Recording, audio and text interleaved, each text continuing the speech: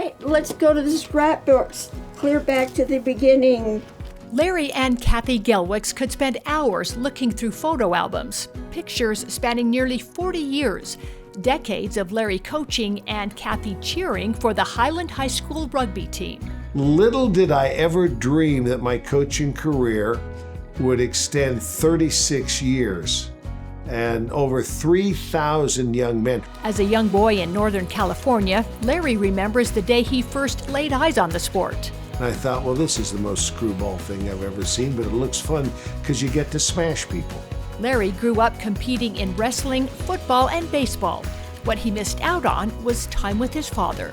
You know, I didn't have a particularly close relationship with my father.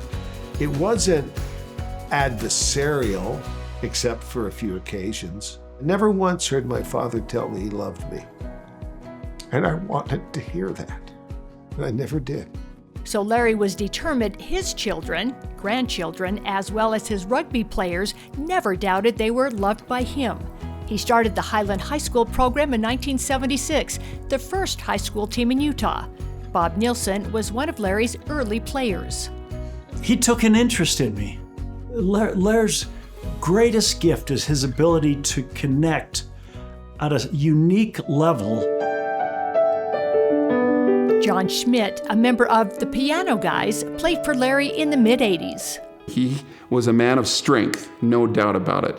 But even more than that, he was a man of love. How many people can you say that about, especially like you say, a rugby coach?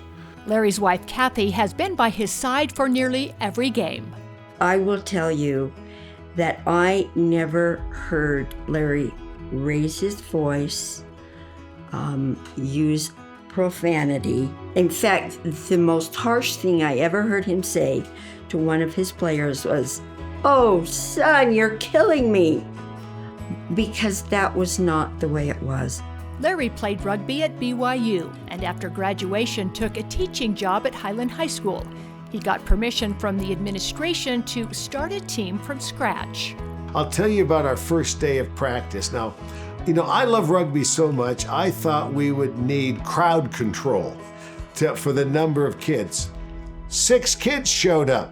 One of them had some degree of athletic ability. Nobody knew what it was. So he recruited some from the football team, and the first season he had 40 players. Not long after, he had more than 200. Well, I would say a pioneer. Larry calls Morgan Scally one of the best players he ever coached. I mean, you can't talk about rugby in Utah without talking about Larry Gelwix and the influence he's had, not only on Highland rugby, but just on, rugby in the state in general. You look nowadays at the coaches that are coaching at different schools around the state, and a lot of them have their roots tied to Larry and Highland rugby. Wearing the HR over your heart meant something. And, we had, looking at championships and champions, there's characteristics that are there. A work ethic that doesn't quit. A commitment to move from good to great. A little wider. One of the greats was Blake Burdett, who went on to become a 4-time collegiate All-American at Utah, where he also coached the team to the national title in 2010. Well, one of the things that I've learned as a coach is that you have to get everybody going in the same direction, and Larry's did a really great job of that, is getting everybody to have the same purpose, the same goal. And so Larry won a lot of rugby games over the years. 418 wins to just 10 losses, as well as 20 national championships. In fact, he's been dubbed the winningest coach in America. Hollywood even made a movie about Larry and his team called Forever Strong. Then to top it all off, he was recently inducted into the U.S. Rugby Hall of Fame in Washington, D.C. I know the men and women, a very elite group, small group in this fraternity, the Rugby Hall of Fame. And to think that I am counted amongst that group is just overwhelming. Larry was surrounded by his family in the nation's capital, while former players cheered from around the world, players whose lives he changed forever. My name is upon this award, but engraven in my heart are over 3,000 names. He's a friend. He remembers. And something different. He's wired differently. Larry didn't build a team. He's built a small empire through collecting people. He collects people wherever he goes. I have a quote that I looked up, and this is a quote that was said, that Charles Dickens said, and he said, "Mankind was my business." And then he says, "The dealings of my trade were but a drop of water in the comprehensive ocean of my business." So when I think of Larry Gelwix, I think coaching was a drop of water in the comprehensive ocean of his business, which was mankind. Mankind was his business. Coaching was secondary. It was a drop in the ocean of the main business of his life. A life that also included 3 years in Fresno, California, when Larry and Kathy served as mission leaders for the Church of Jesus Christ of Latter-day Saints. Their call in 2011 meant the end of their rugby career, but the chance to change lives on a different field. A lot of the approach was similar, that I was their coach as their mission president. You know, these are 18 and 19-year-old kids away from home. And it is just absolutely marvelous what they do. But you know, Kathy, they're still kids.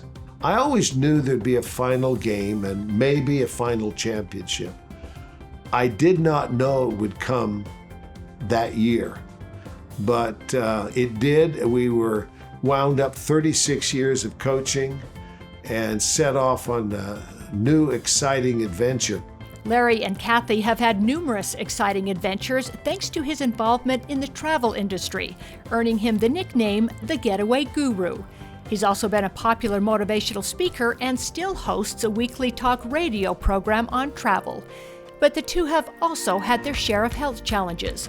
Larry had a serious heart attack in 2001, and both have battled cancer. Come on. Woohoo! Now age 74, Larry and Kathy, his wife of 47 years, spend their time at their holiday home with their new dog Mel. They also spend as much time as possible with what matters most, their 5 children and 12 grandchildren. Though he no longer coaches at Highland High School, Larry remains dedicated to those he led on the rugby field and taught in the mission field. Most people judge me by 418 wins, 10 losses, and 20 national championships. And that's okay. I want to be remembered thusly. With these young men, with all their accomplishments, what type of men do they grow up to be? What type of husbands and fathers are they? What are they doing in their community? What are they doing at their church or synagogue? And so many have done such wonderful things. Thanks in part to a coach who, for decades, made mankind his business. For Beyond the Game, I'm Kathy Aiken for KSL.com.